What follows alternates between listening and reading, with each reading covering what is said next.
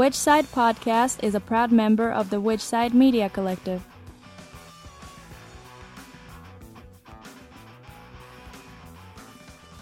This is episode 236. Yeah, we talked with Daniel and Sara from Certain... Yeah, we had them on again. We had them on almost a year ago with the release of the Certain Days calendar. Love the conversation. Stick around for that. But we did want to let everyone know that we will be giving away the calendar again this year. So we have two ways you can get the calendar. The first, we have these awesome Right Political Prisoner totes for $15, and all purchases of those totes is going to get a free calendar. And in addition to that, any purchase over $20 from the Which Side Collective store also will get a free calendar added to them. So get them while they last. We just have a limited supply of them, and they're pretty fucking amazing. We are at war!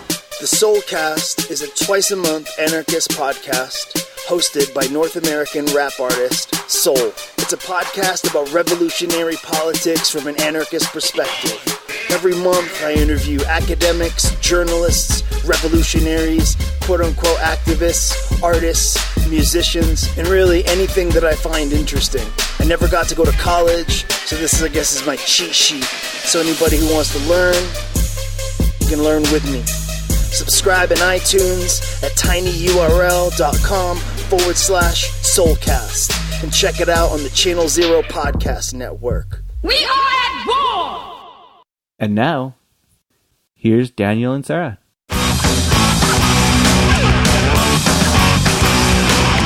We were a little slow to the order, but we did get our order in finally this morning. You can fact check me on that if you'd like.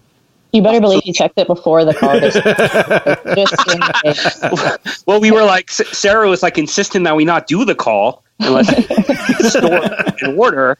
And I said, look, Sara, it's 25. That's fair, right? And she was like, yeah, I guess so. And so we decided to do it anyway. So, no, of course, we love that you bought them again. And if I'm not mistaken, you guys give them out for people that donate to the podcast. Is that right? So, yeah, this year we're doing it a little bit differently. We have these totes that we make that are to support political prisoners as well. They say Right Political Prisoners on them with a cute little typewriter. So we're going to give them out for anyone who purchases those totes for $15. Oh, that's great. Yeah. Really cool. There's some new stuff that happened this year, but I guess, before we get into that, let me throw out just some deets on how to order. Get that out of the way. I know that you guys do really good show notes, and so I know that you'll put that info up there. But basically, we offer the calendar as an opportunity for people to buy like bulk orders, like 10 or more. And it's a really good way to fundraise for your collective or organization or bookstore or podcast or whatnot. You could buy like 10 for $100 plus shipping, and then you sell them for $15. We sort of made the pricing structure a little easier to remember this year. So it's like 10 and 15. And then basically we have a number of distributors that do single sales or single up to 10, I guess. And that's Left Wing Books, Kirsch Blebedeb in Montreal, and then AK Press and Burning Books in Buffalo. But if you want international orders, we do those. And we also do orders for prisoners.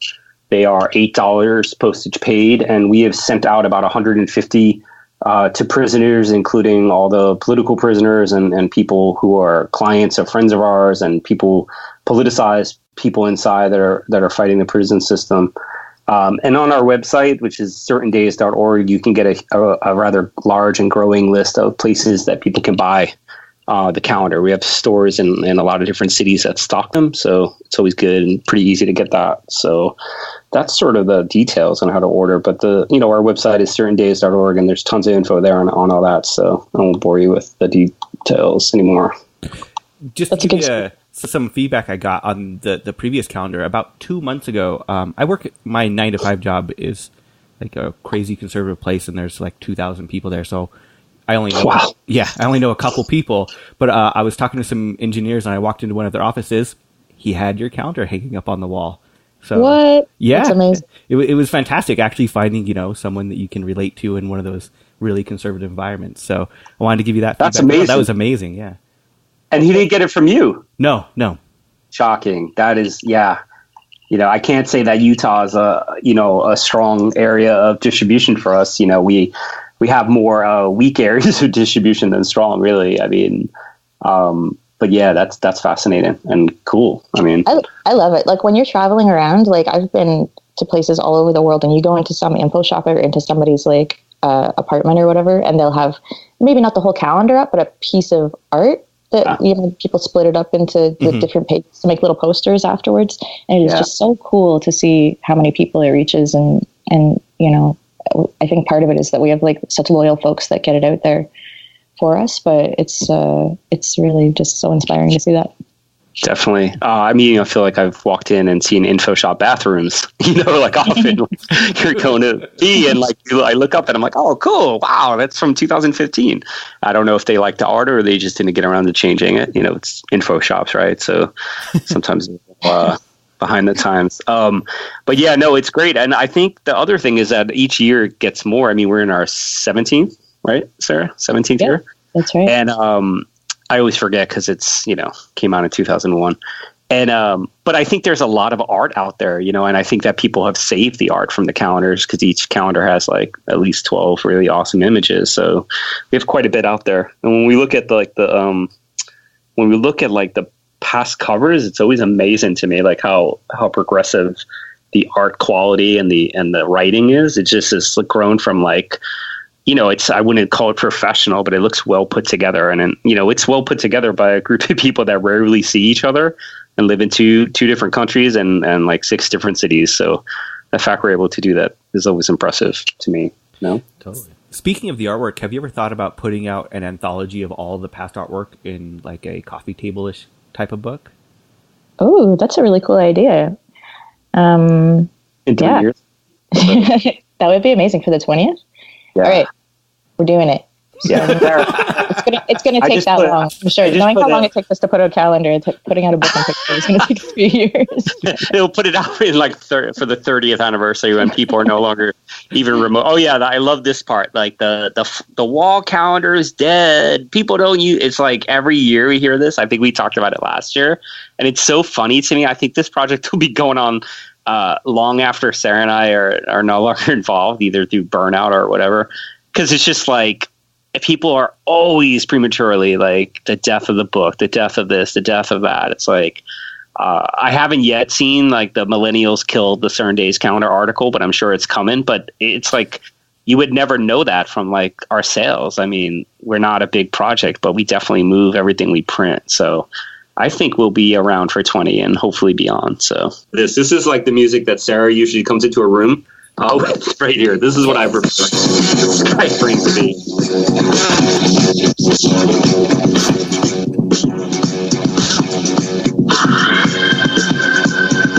I know it's crazy. She insists. It's kind of crazy that she did this without, he did the podcast without insisting, because her writer has all sorts of shit like, it needs to come in with this Valkyrie, Led Zeppelin song. It's unbelievable, really. I actually demand to be addressed as Goddess of Death, so just make sure you put that in the notes. Yeah. I'm making a note of that. It'll definitely be in the notes. Yeah. Have you guys seen it? That's important. I can't believe we haven't talked about it. Have you guys seen Ragnarok yet? Because we should probably just spend the rest of the podcast talking about it. I haven't seen it. You have seen it? Not. Oh, I have not seen it. I haven't been to a movie in probably a year. No, that's Jeremy, right? Yeah. I knew it. I don't know why I knew that. You have a kid. You have a baby, don't you? I mean, she's 11. Oh, okay. I know, like, parents with young children are always like, oh, last movie I saw was, and it's like something from like, 10 years ago. So. This is a movie for the whole family. Absolutely. There's tons of revolution jokes in it. It's really funny. I was like texting Sarah from the theater like Thursday night, like, oh my God, having like a heart attack watching this movie. So you're the asshole in the theater texting while it's going?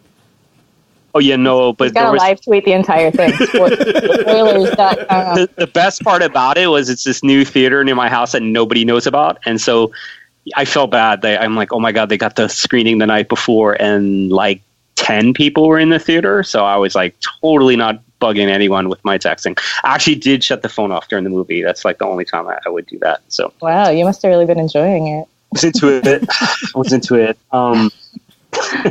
All right, so highly recommend. Certain Days endorses Ragnarok. Marvel is really pushing hard for that endorsement too. You know, it really needed the push from our cross-continental collective. It's really going to boost the sales. Yeah, I said we help these smaller the groups with their little projects. So totally. Sarah calls it synergy. That's her. She strives for like a symbiotic relationship, sort of like the black Spider-Man costume. It's symbiotic. It helps both. Part of Sarah's corporate training that she's implemented with the collective to help us, increase efficiencies and bottom lines. Oh, so since we before mentioned our inside collective members, I figure I will give you guys a little update about that. As you know, our inside members are Herman Bell's, or Robert Seth Hayes. Herman Bell, by the way, not Bells. Sorry, Herman Bell, Robert Seth Hayes, and David Gilbert. They're all 3 political prisoners that have been in New York State prisons anywhere from 35 to 44 years now. And so a lot's been going on. Herman and Seth come up for parole this year. Herman in February, Seth in July or June. David, as you may know, is not eligible for parole. He is doing a 75 years to life sentence. His co-defendant, Judy Clark, who is sort of disavowed her politics, was granted clemency by Governor Andrew Cuomo, which means that she was parole eligible. And so she went to her first parole hearing, and she was denied. But I think that was sort of expected. Herman, a few months ago, actually about a month and a half ago, sustained basically a vicious beating by New York State prison guards. It seemed to be for no reason, maybe with some kind of old beef that these rednecks had with Herman. But anyhow, he was on the phone, and there was some sort of fight in the yard. And Herman, they claim he didn't get off the phone fast enough. He got beat down, ribs cracked, sustained injuries to his eye through pepper spray and through basically getting his face slammed on the floor. He was transferred to 5 Points, which was a place that we thought he would be at for a while, with a very serious disciplinary ticket. There was sort of a very strong campaign that wrote and bugged New York State prison system into dropping those charges. So I've never actually seen this happen before, but Herman's a very serious assault on an officer incident report was dropped. It was really laughable and fake and fraudulent. So I'm glad that it did. But, that happens. That kind of stuff happens all the time. And people get very serious, 1 to 2 years in segregation. It would have looked very bad for Herman's parole hearing, obviously. So he has a team from the Parole Preparation Project in New York City. It's part of the National Lawyers Guild. He has a lawyer. He's coming up for parole soon. And they just added all the information on his website, so that if you know Herman, or even if you don't know Herman, you can write a letter to the parole board advocating for his release on parole after 44 years. And Herman's website is freehermanbell.org. There's also like a brief bio and his updated address on our site, cerndays.org. The situation with Seth Hayes is he is at Sullivan Correctional Facility. He's actually there with another political prisoner, Jaleel Montakim, seeing him for the first time in like 20 years. Seth has pretty severe diabetes, and he's having all sorts of issues arising from that, including what they call these code blue incidents, where he passes out either due to low blood sugar or high insulin. He has a lawyer, and he also has a parole prep team that is advocating for his healthcare, potential release on parole in June. So he's going to need help. Leo is going to need help. He also goes to the board. And of course, we're always supporting David, who is a wonderful person, very active letter writer and writer in general. He is putting out a new version of his Looking at the White Working Class Historically, I believe in the next month or so, from Chris Lebedev in Canada. So that's sort of the deal with those guys. They're all coming up for parole. Obviously, it's long past time they come home. We want them home, obviously. And so you could find out all information about those PPs on our website, the cerndays.org. It always throws me aback when you look at just the length of time a lot of these individuals spend behind bars, and they've been behind bars longer than I've even been alive. And it's really humbling when you really look at these cases. It's fucking sad. No, it's horrible. I mean, I sometimes think about it, in Herman's case, Herman and Seth have been in prison longer than I've been alive. But even like with David, the anniversary of the Brinks armored car expropriation just came up recently. And I remember I look at the date and I think, oh my God, December, October 1981. What was I doing? I know what I was doing. I was in first grade.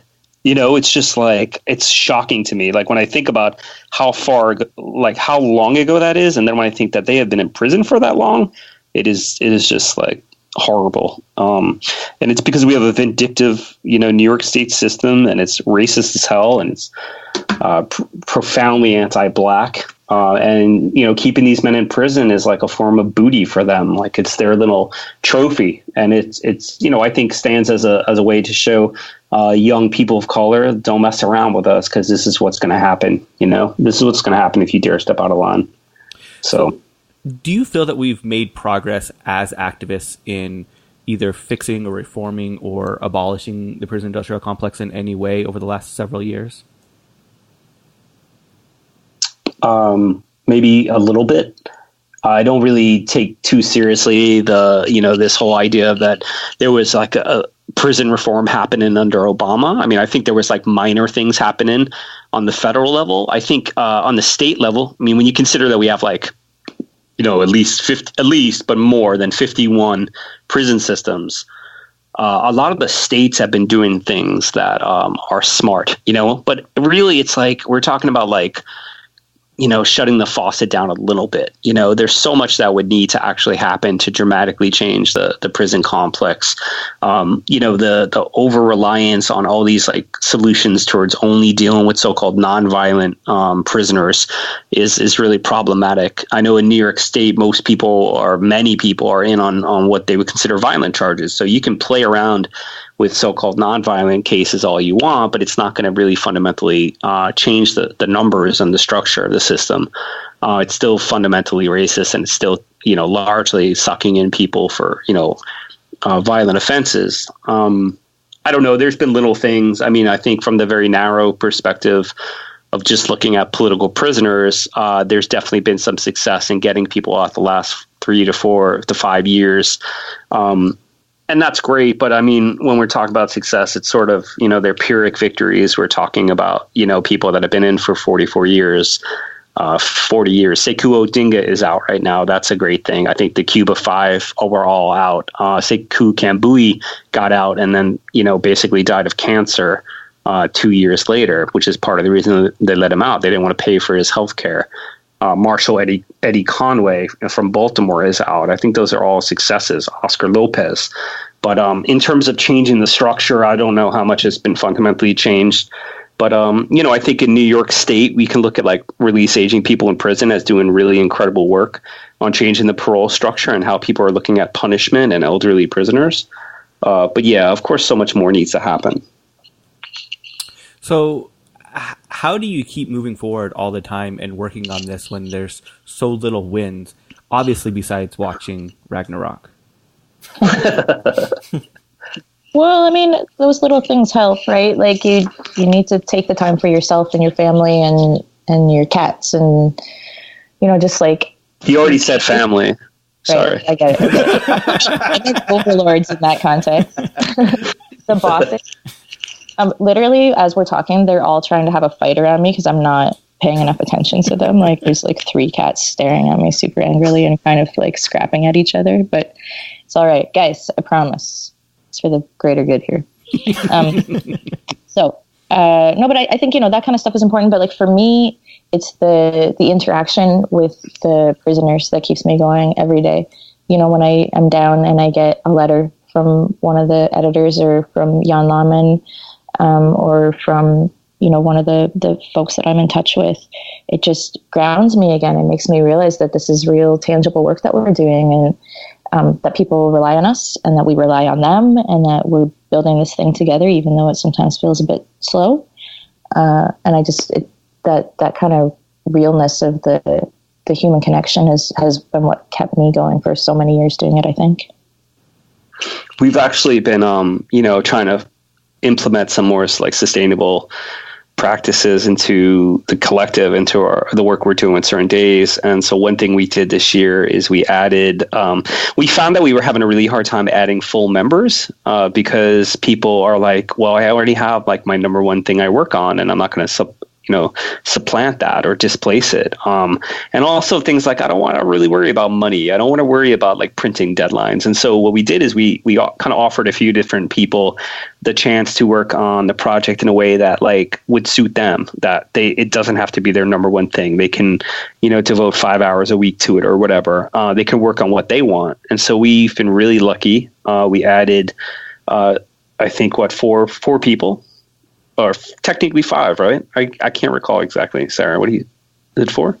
4 total, I think. And then we have a ton of other like people that support us too, but officially 4. Yeah. So we added 4 people, and they have kind of taken on a number of different tasks. One of the things that we really needed to do is go over the dates, the historical dates that are listed in our calendars. So we had a volunteer basically go through like most of them and, provide source material, because we do get contacted by people asking us questions about the different dates, like how did you find that out, or do you have more information?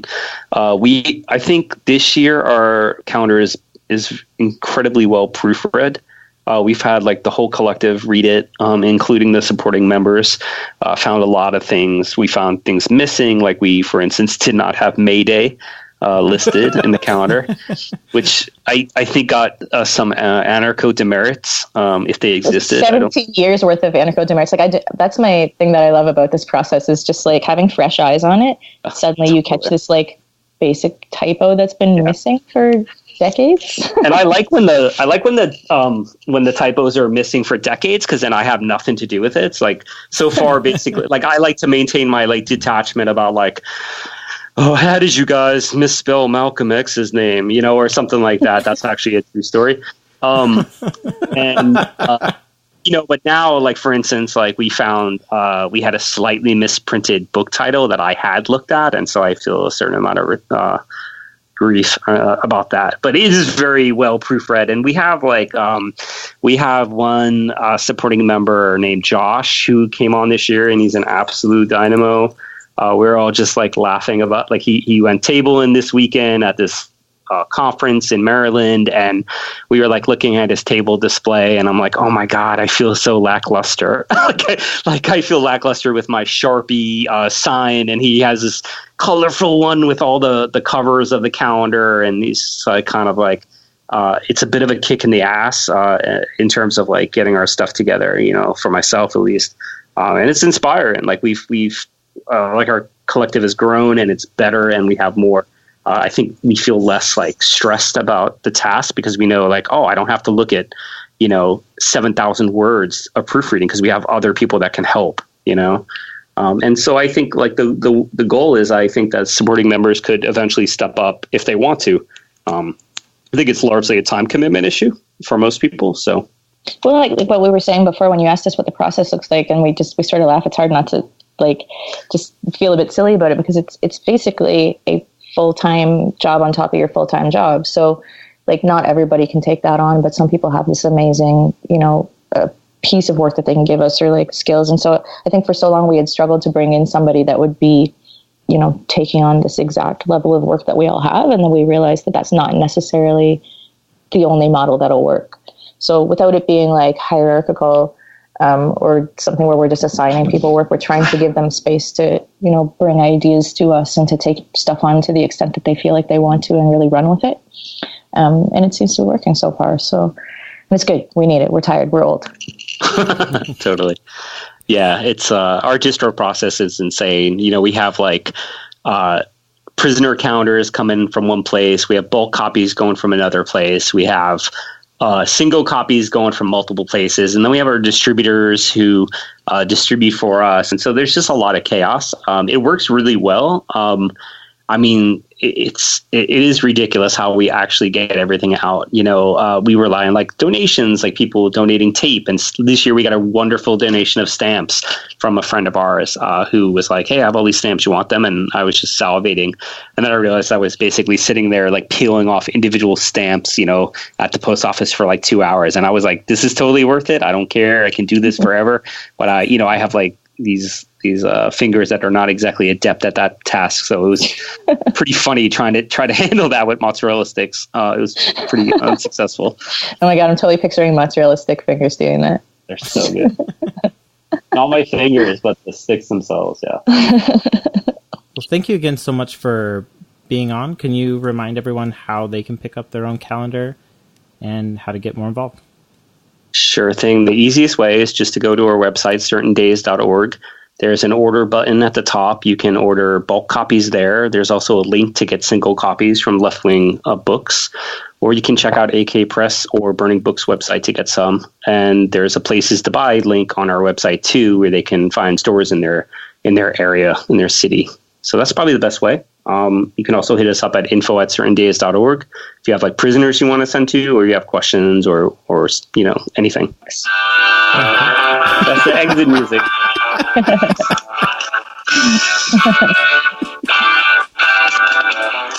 Wonderful. You knew I was going to get that shit in there. Did you guys hear? Was it obviously rushed? Did you hear it? Yes. I heard it. It was so rushed. Which Side Podcast is hosted and produced by Jordan Halliday and Jeremy Parkin of the Which Side Media Collective, with web design by Jordan Halliday and sound design by Jeremy Parkin. Booking by Mari Halliday. Go to whichsidecollective.org to check out the other shows in the collective. As always, fuck shit damn.